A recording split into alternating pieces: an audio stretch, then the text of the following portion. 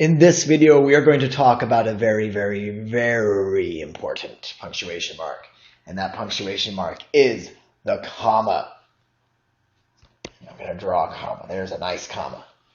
Now, what is the point of the comma? Well, it separates more than two nouns, verbs, or phrases. That is just one of the many, many, many uses of the comma. But we're going to focus just on the basic important uses in this video, and that is definitely one of them. If you have a list of things, you have A, comma, B, comma, and then here's our conjunction and. You can learn about conjunctions later in the conjunction video. And C, then we need the comma between the A and the B and the N, and the C. Do not add a comma here. And if there's no D or E, there's just the rest of the sentence. Don't start adding commas here. Let's see what I actually mean. So, he was happy, rich, and famous. There's an adjective, adjective, and adjective. It's a list, basically. Adjective, adjective, and adjective. So he was happy, comma, rich, comma, and famous. Again, do not put a comma here. You simply need a comma between the first and second word on the list and the second and third, as long as this is the final word. Meaning you can think of it differently. The last word, that is the word that comes after and, does not take the comma, but the word that comes before and takes a comma. So you have a list of 5 or 6 things. Let's say you have a list of 6 things, then it will be the first 4 things, comma, 5, comma, and 6. But really, how many times do you see a list that long? Usually a list of 3 things is what you see. So make sure you have the comma and then the conjunction and.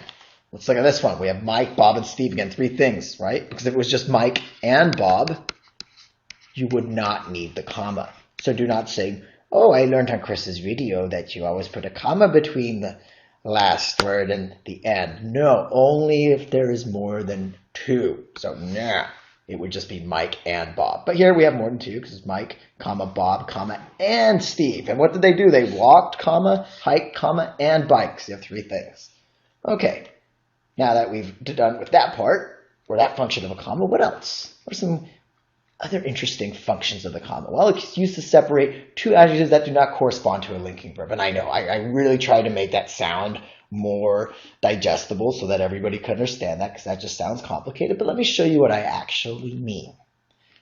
The brave, handsome knight. Notice these adjectives come before. They're not the knight was brave and handsome, because that was brave and handsome. That's a linking verb. Here, we're dealing with 2 adjectives that describe knight. And here we only need 2. We do not need 3 or more than 2, because now we take the comma. So it would be adjective 1, comma, adjective 2. There is no and if there is just 2. You could say the brave, comma, handsome, comma, and well-dressed knight. That would be different. Then you'd have that list again. But what's oddball here is you don't need the and with just 2, you have the comma if their adjectives are describing a noun. Basically, the noun is in front of the adjectives. So the knight saved the frightened, beautiful princess. Same thing here. Here are 2 adjectives separated by a comma coming before the noun princess. Okay, B, she bought an old red jacket at the city garage sale. So what type of jacket was it? It was 2 things, 2 adjectives, old, red. Now you can actually say old and red jacket. That's fine as well. But then you wouldn't need a comma. Just as up here, you can also say the brave and handsome knight without a comma. But if you don't want to put the and, then just put the old, comma, red, or adjective 1, comma, adjective 2, the way we did up here. Now, the tricky part, you can see why English gets tricky sometimes, is down here. It says, at the city garage sale. So what type of sale was it? It was a city sale, and it was a garage sale. So, hey, look, ooh, cool, I have 2 adjectives, adjective 1 and 2, but hey, Chris, you forgot the comma. Well, I told you it was tricky.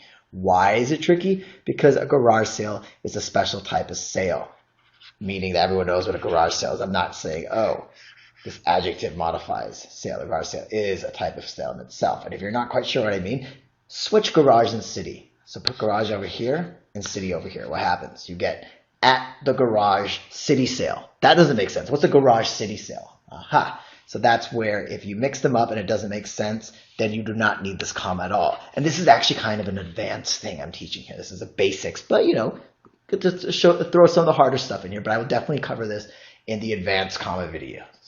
Okay, so we're actually not done, believe it or not.